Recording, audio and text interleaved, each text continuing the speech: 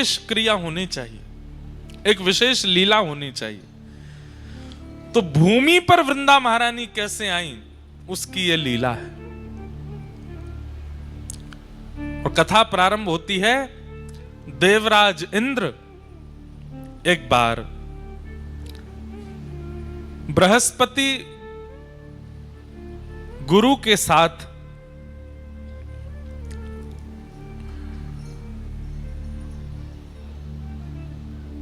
महादेव के दर्शन के लिए प्रस्थान करते हैं।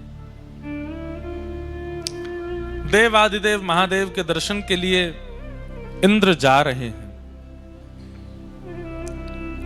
और तभी महादेव ने मन में विचार किया कि हमारे दर्शन के लिए देवराज इंद्र आ रहा है, गुरु बृहस्पति के साथ आ रहा है, इसकी परीक्षा लेनी चाहिए, यह हमारे दर्शन का अधिकारी है कि नहीं। और उसी परीक्षा के रूप में महादेव ने शिव गण का रूप धारण किया और बीच मार्ग में आकर के इंद्र की परीक्षा लेने लगे, रोक लिया मार्ग। देवराज हैं इंद्र, तो जा रहे हैं गुमान में कि हम तो देवताओं के राजा हैं, हमको कौन रोकेगा। तभी शिवगण के रूप में स्वयं शिवजी ही आए और आकर के मार्ग रोक दिया। बोले कहां जा रहे हैं, कौन हैं आप अपना परिचय दीजिए। तो कई बार ऐसा होता है बंधुओं, बड़े लोगों से पूछ लें, बहुत प्रसिद्ध लोगों से अगर पूछ लेते हैं ना कि आप कौन हो, तो उनको बड़ी अपनी तौहीन लगती है।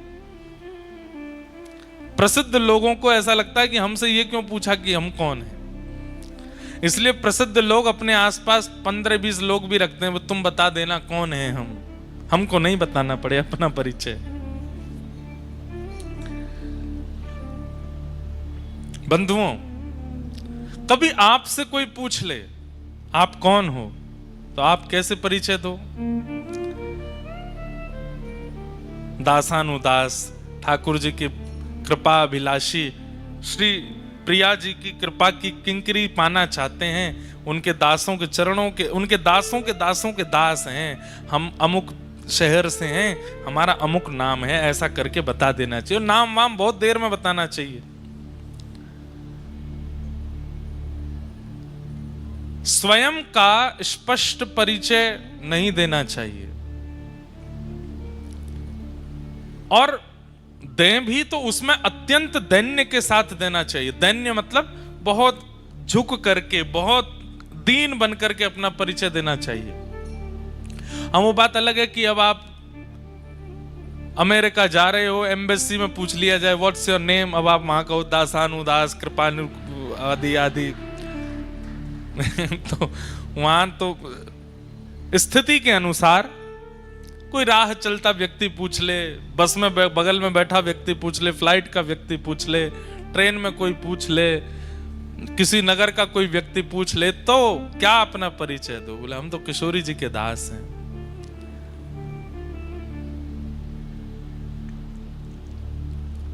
ये सीखना चाहिए हमें संतों से। एक बार वृंदावन में एक संत थे, उस समय सोशल मीडिया नहीं था, फोन भी नहीं थे, उस समय की बात। उन संत का इतना प्रचार हो गया पूरे भारत में कि भैया वृंदावन में एक संत रहते हैं, अमुक नाम के संत हैं, और भैया उनका स्वभाव, उनका विचार, उनकी शैली, उनकी बोली, उनका रूप, उनकी कुटिया, उनकी सेवा सब देखने लायक है। ऐसा लगता है कि कोई साक्षात ठाकुर जी का परम भक्त हो।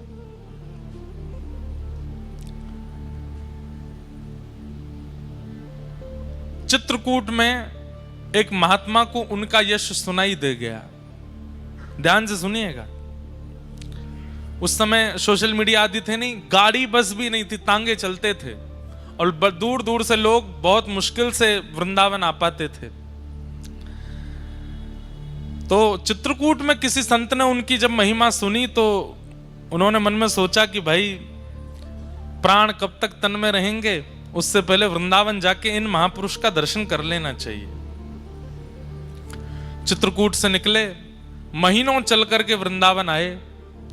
वृंदावन जैसे ही पहुंचे, बिहारी जी के दर्शन की, राधा रमण जी की, राधा वल्लभ जी के दर्शन की इच्छा बाद में थी, पहले उन महात्मा को देखना है, उनके दर्शन करने हैं। संभवतः हरे राम बाबा नाम था उनका, जो वृंदावन के महात्मा थे। तो जगह जगह पूछ रहे थे, भैया वो महात्मा जी कहाँ रहते? अच्छा, वो परिक्रमा मार्ग में चले जाओ, सीधे जाएंगे तो पानी घाट के बाद में यमुना जी के तट पे ही बाबा की कुटिया है। बोला अच्छा। चलते गए, अब पानी घाट पहुंच गए तो पानी घाट पर जाके पूछा, भैया वो बाबा की कुटिया कहाँ है? बाबा की कुटिया कहाँ है? पूछते पूछते एक महात्मा मिले उनको। उन महात्मा से उन्होंने पूछा, सब लोग इधर देखो, ध्यान से सुनो। बोले भैया वो वृंदावन के एक महात्मा, उनकी कुटिया कहाँ है? तो वृंदावन के वो महात्मा बोले, अच्छा उन बाबा के दर्शन करने? बोले हाँ, मैं अभी थोड़ी देर में वहीं जाने वाला हूं, उनके पास ही, आप चाहो तो मेरे साथ चल देना। बोले हाँ भैया, हम तो वैसे भी अपरिचित होंगे तो हमसे तो मिलेंगे भी नहीं, आपका परिचय होगा तो आपके माध्यम से हम मिल लेंगे। तो चित्रकूट के उन महात्मा को एक वृंदावन के महात्मा अपनी कुटिया में ले गए और ले जाके बोले, आप इतनी दूर से चल के आए, कुछ पाया नहीं होगा, भोजन कर लीजिए। हाँ भैया, थोड़ा सा कुछ पवा दो। तो बढ़िया सुंदर टिक्कर बनाए अपने हाथों से, और टिक्कर बना करके सब्जी दाल रोटी जो भी थी सब उनको पवाया। प्रसाद पाने के बाद वो चित्रकूट वाले महात्मा बोले, भैया अब हमारा पेट भर गया, अब चलें महात्मा के दर्शन कर लें। बोले अभी तो आपने इतना प्रसाद पाया है, थक गए होंगे, थोड़े पौड़ जाओ, आपके हाथ पैर दबा दूं। अरे नहीं नहीं, हमको नहीं पौड़ना, हमको तो उनके दर्शन करने। अरे 10-15 मिनट ने पौड़ जाओ। पौड़ जाओ मतलब नहीं, लेट जाओ। जबरदस्ती वो चित्रकूट के महात्मा को लिटा दिया। अब उनके पैर दबाने लगे, पैरों में घी की मालिश करें, कभी उनको पंखा जलें, उनके शरीर पर इत्र लगावें, हाथ दबावें, कमर दबावें, कोठा दबावें। वो चित्रकूट के महात्मा तो इतने आनंद में आ गए, सो गए। 20-25 मिनट आधा घंटा के लिए नींद लग गई। जब आंख खुली तो कोई और महात्मा वहां खड़े थे, वो नहीं थे जो पहले से वहां थे, तो कोई और महात्मा वहां खड़े थे। तो खड़े हुए, अरे भैया वो कहाँ है बाबा जिनकी कुटिया है? बोले वो ठाकुर जी की सेवा में गए अंदर। अरे भैया, हमको इतना पवा दिया फिर सुला दिया, हम तो चित्रकूट से आए थे हरे राम बाबा का दर्शन करने के लिए, सुबह से व्याकुल, पर ये महात्मा जी देखो इतना बढ़िया प्रसाद पवाया, जबरदस्ती सुबह के मेरे हाथ पांव ऐसे बढ़िया दबाए कि मैं सो ही गया। तो दूसरा महात्मा हंसने लगा। बोले आप जिनकी कुटिया में बैठे हैं और जिनके हाथ से प्रसाद पाए, जिनके हाथ से सेवा कराएं, यही हरे राम बाबा हैं। ये इतनी देर से जो आपकी सेवा कर रहे हैं, ये वही महात्मा है जिनके दर्शन को आप आए हो। तो चित्रकूट के महात्मा इतने व्याकुल हो गए, चरणों में गिर गए। बोले बाबा, हमने आपसे पूछा हरे राम बाबा के यहाँ जाना है, तो आप बोले कि हम भी वहीं जाएंगे, आ जाओ कुटिया में चलो।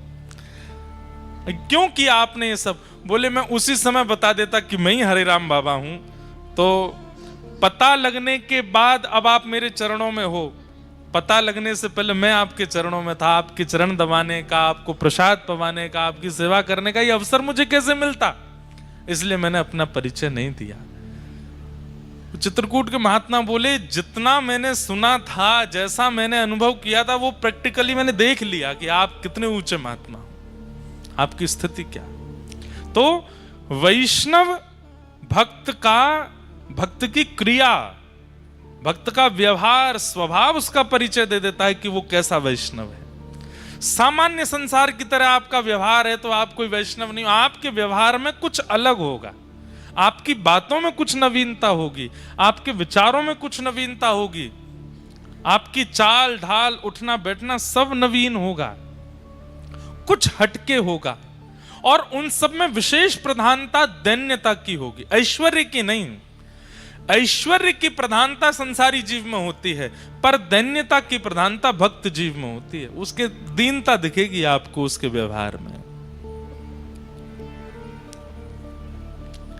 तो इंद्र जा रहा है महादेव के दर्शन के लिए, बीच रास्ते में महादेव शिवगण बनकर के आ गए परीक्षा लेने के लिए, और परीक्षा में इंद्र गुमान में भरा हुआ है, अपने छाती तान के खड़ा है।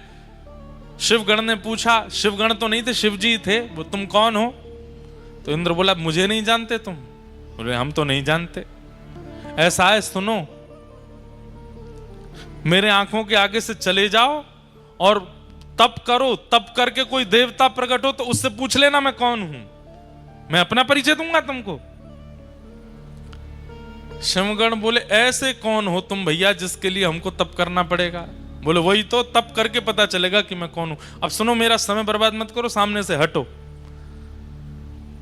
यहां इंद्र जिद करने लगा आगे बढ़ने की। शिवगण बोले जब तक परिचय नहीं दोगे आगे नहीं जाने दूंगा। इंद्र बोला मुझे भी सौगंध है अपने स्वर्ग की कि मैं परिचय नहीं दूंगा अपना। शिवगण बोले मुझे भी अपने गणत्व की सौगंध है, मैं तुझे आगे नहीं जाने दूंगा जब तक तू बताएगा नहीं। बस यही कहा सुनी हो गई। जैसे ही इंद्र ने अपना अस्त्र निकाला और अस्त्र निकाल करके जैसे ही शिवगण के ऊपर प्रहार करने लगा, शिवगण तो अंतर ध्यान हो गया, साक्षात देवादिदेव क्रोध में प्रकट हो गए सामने। तीसरा नेत्र तमतमाने लगा, खुलने के लिए तैयार। इंद्र के हाथ पांव कांपे, ये क्या हुआ है? ये शिवगण के रूप में साक्षात शिवजी आए थे। चरणों में दंडवत हो गया। शंकर जी बोले तुझे जीवित नहीं छोड़ूंगा मैं। इतना अभिमान अपनी पदवी का? अरे तू मेरे दर्शन क्या करेगा? तू मेरे गणों से ऐसा व्यवहार कर रहा है, तू मेरे दर्शन का अधिकारी है। तब इंद्र ने अपने गुरुदेव, इसीलिए गुरु होने जरूरी हैं। कई बार शिष्य की नैया डूब रही हो तो गुरु जी बचा लेते हैं। गुरु बृहस्पति ने महादेव से कहा, गुरुदेव हे देवादिदेव, ये तो सामान, आप तो जानते हैं इंद्र कैसा है, क्रोध मत कीजिए। 33 कोटि देवताओं के ऊपर इसका राज है, अगर इसे कुछ हो गया तो फिर स्वर्ग देव राजा विहीन हो जाएगा, दैत्य चढ़ाई कर देंगे। हे महादेव आप कृपा करो। तो महादेव का श्वास थोड़ी सी कम पड़ी और जैसे तैसे करके बोले गुरु की वजह से बच रहा है तू, नहीं तो आज तेरे प्राण पखेरु उड़ जाते। बृहस्पति बोले आप बस शांत हो जाओ, आप कुछ कहो मत। महादेव बोले कि अब मैं तो कुछ नहीं कहूंगा, लेकिन जो मेरे अंदर क्रोध प्रकट हो गया है वो बिना निकले मानेगा नहीं, उसे कहां भेजूं? बोले महाराज पृथ्वी में भेज देंगे तो प्रलय आ जाएगा, आकाश में डाल देंगे तो आकाश का भेदन हो जाएगा, लोक सब नष्ट हो जाएंगे। अथाह स्वरूप समुद्र का है, आप समुद्र में अपने क्रोध को विसर्जित कर दीजिए। तब महादेव ने अपना तीसरा नेत्र खोल करके उस प्रकट क्रोध को समुद्र में विलीन किया। समुद्र भी उस क्रोध के तेज को सह नहीं पा रहा था। भूचाल आ रहे थे, ज्वार भाटा आ रहा था, उष्ण हो गया समुद्र का जल। तब समुद्र ने भी प्रार्थना की, बोले महादेव आपके क्रोध को हम भी सहन नहीं कर पा रहे हैं, अब क्या करें इसका? तो बोले इसको फिर किसी एक रूप में प्रकट करके पृथ्वी पर इसको भेज दो। तब महादेव का वह क्रोध जो समुद्र भी सहन नहीं कर पाया, उसी ने एक रूप धारण किया और समुद्र से उसका प्रादुर्भाव हुआ, वही हुआ जलंधर। जलंधर इतना खतरनाक था कि महाराज देवता दैत्य सब थरथर कांपते थे उससे। महादेव का क्रोध है। जलंधर का विवाह हुआ वृंदा नाम की कन्या से।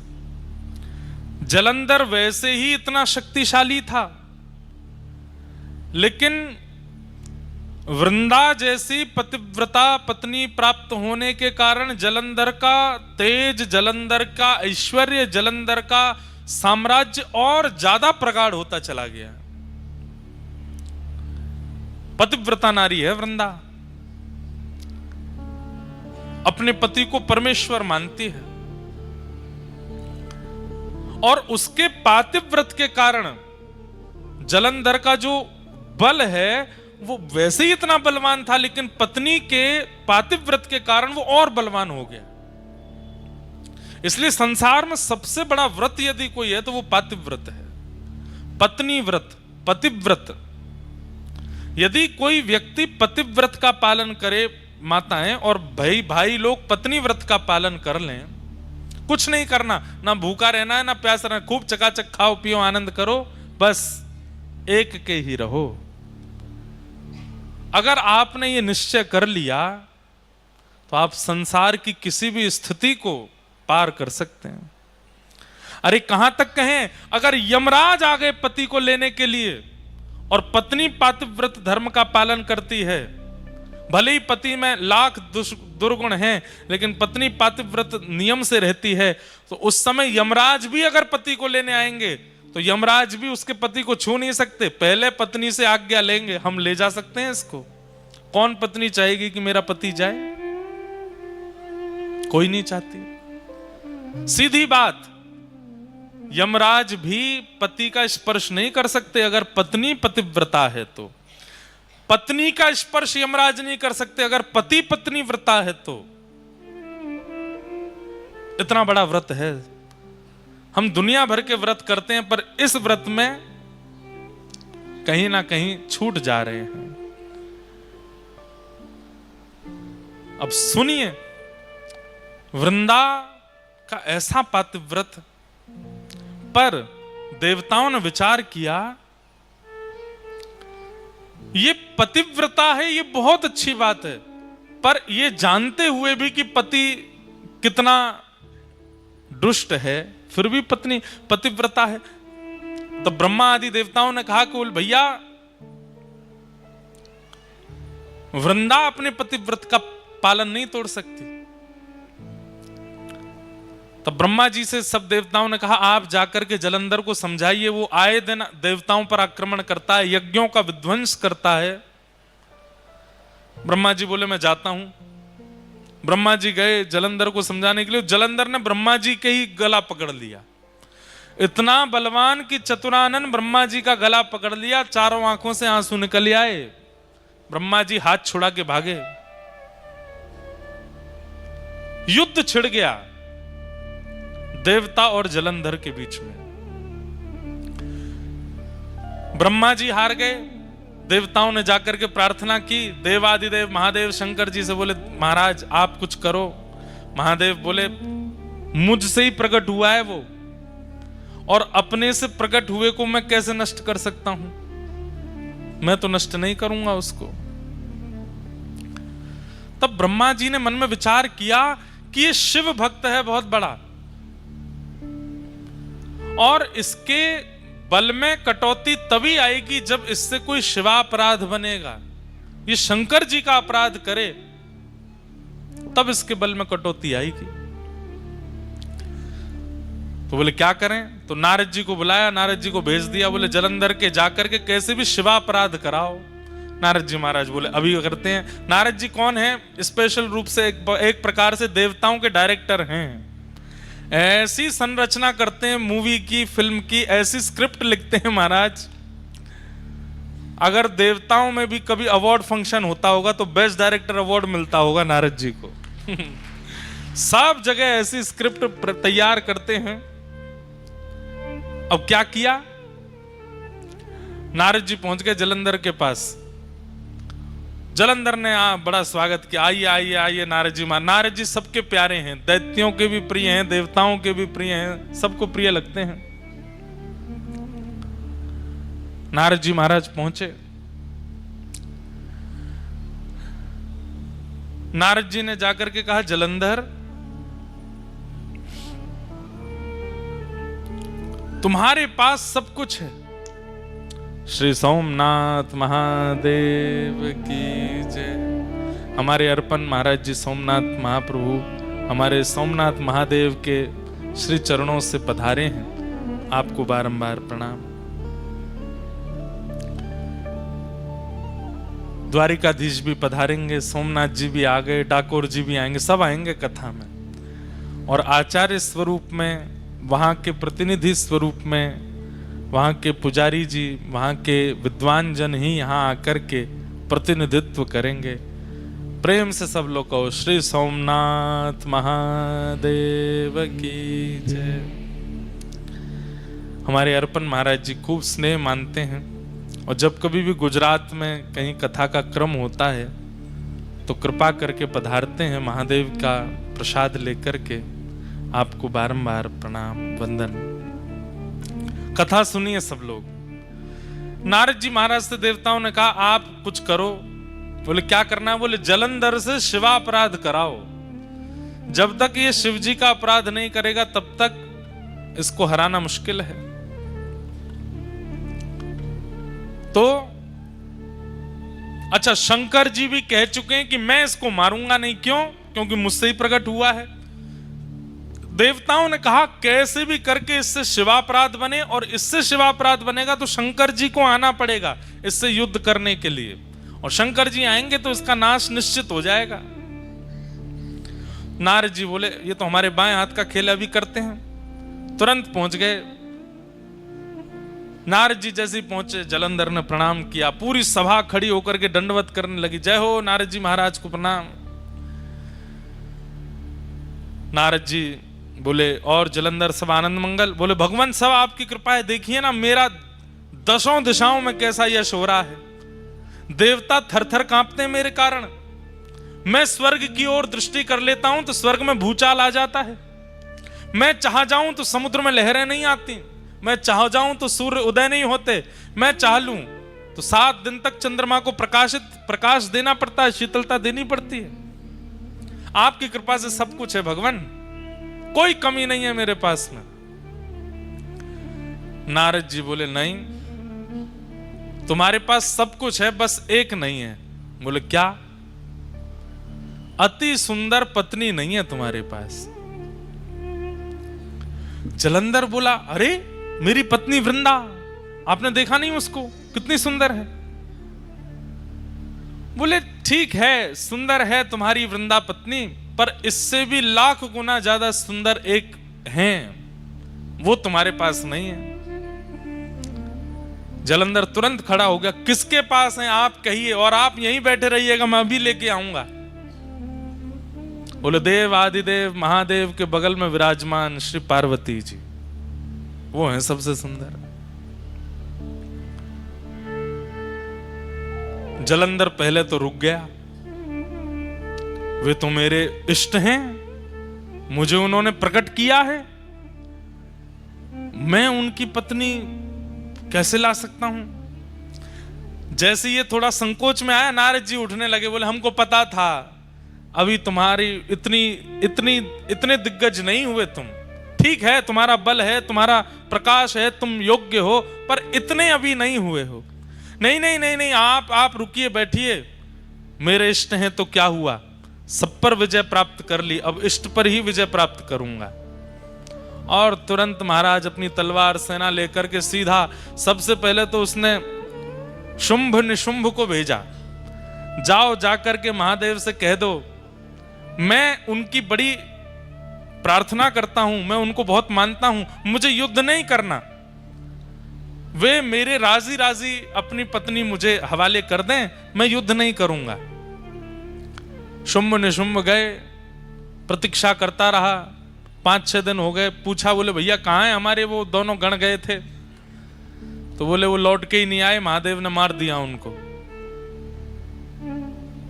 अच्छा, इसका मतलब ये भयभीत नहीं है मेरे प्रकोप से, मेरे बल से, मुझे बताना पड़ेगा। और तुरंत महादेव पर भी चढ़ाई कर दी, युद्ध करने लगा। महादेव से युद्ध करने लगा। है तो स्वयं महादेव का ही तेज, महादेव का ही क्रोध। अब यहां महादेव के अंदर भी क्रोध है, और वह क्रोध किससे लड़ रहा है? अपने ही उतने ही बलशाली क्रोध से लड़ रहा है। जितना बल, जितना पराक्रम, जितना तेज, जितना योग्य महादेव का क्रोध है, उतना ही योग्य तो वह भी है, क्योंकि वो वही तो है जिससे वो लड़ रहे हैं। महादेव लड़ते लड़ते बोले भैया ये हमारा क्रोध ही तो है, दोनों 100 नंबर के ही हैं हमारे अंदर जो क्रोध है, और ये वही एक ही बात है। ये 1% भी कम हो तो इससे युद्ध किया जाए, ये पूर्ण परिपूर्ण वही है जो मेरे अंदर क्रोध है। तब सब देवता बोले अब तो एक ही उपाय है। बोले क्या? नारायण के पास चलो।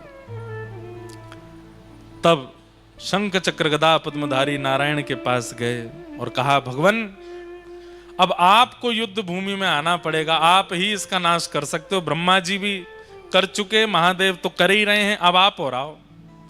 नारायण बोले अभी आते। शंख चक्र गदा पद्म धारण करके चतुर्भुज रूप धारी, जैसे ही नारायण प्रकट हुए, जलंधर ने जैसे ही नारायण भगवान का दर्शन किया, तुरंत अस्त्र शस्त्र छोड़ दिए, चरणों में गिर गया, बोले जय हो जीजा जी प्रणाम। भगवान बोले ये क्या बोला? अब हमारे ठाकुर जी तो बड़े करुणावतार हैं, जैसे ही जीजा जी कहा, ठाकुर जी ने तो अस्त्र शस्त्र अंतर ध्यान कर दिए। बोले भैया सब देवताओं क्षमा करो। बोले क्यों? साले साहब हैं हमारे। पर स्वयं भगवान ही बोले ए जलंधर तू हमको जीजा बोला क्यों, पहले ये तो बता। अरे महादेव का जब क्रोध प्रकट हुआ इंद्र के ऊपर, और जब वह क्रोध इंद्र पर ना डाल पाए तो कहां भेजा उस क्रोध को? बोले समुद्र में। और आपकी पत्नी लक्ष्मी जी कहां से प्रकट हुई है? बोले समुद्र से। तो इस नाते में भैया हुआ ना उनका, आप मेरे जीजाजी हो गए। नारायण भगवान बोले भाई बढ़िया संबंध निकाला। देवताओं से कहा भैया आई एम सॉरी, अब इसको नहीं मारेंगे हम, ये तो हमारा साला है। अच्छा, उसने जीजाजी कहकर के प्रणाम जो किया तो लक्ष्मी भी प्रकट हो गई। अरे मेरे भैया, देवता तो बड़े भयभीत हो गए, बोले कि भाई अब क्या होगा। तुरंत ले गए नारायण भगवान को, अपने घर में जाकर के स्थापित कर दिया। जलंधर ने पत्नी से कहा देवी तुम नित्य मेरी आराधना करती हो, अपना पातिव्रत धर्म का पालन करती हो, अब उसमें इनकी भी आराधना करो। अब जलंधर की स्थिति हो गई, वो और ज्यादा बलशाली हो गया। क्यों? नारायण कृपा हो गई उसके ऊपर। सब देवता बोले भैया सब प्रकार के तरीके अपना लिए, कोई काम नहीं आया। तब देवताओं ने भगवान की स्तुति गाई और कहा भगवान अगर इसका नाश नहीं हुआ तो पृथ्वी नष्ट हो जाएगी कुछ दिनों में। पृथ्वी नष्ट नहीं, आप विचार कीजिए, जो अपने इष्ट अपने प्रकटकर्ता महादेव से युद्ध करने के लिए खड़ा हो सकता है, कल को वो आपसे युद्ध नहीं करेगा? अरे इसका बल जितना बढ़ता चला जाएगा, ये उतना ही अपने आप को श्रेष्ठ मानता हुआ सब पर हावी हो जाएगा, और एक दिन भगवान पदवी प्राप्त करने के लिए भी कुछ भी कर बैठेगा। इसका नष्ट करना बहुत जरूरी है। तब भगवान ने मूल बात बताई। क्या बात? ध्यान से सुनिएगा। बोले ना तो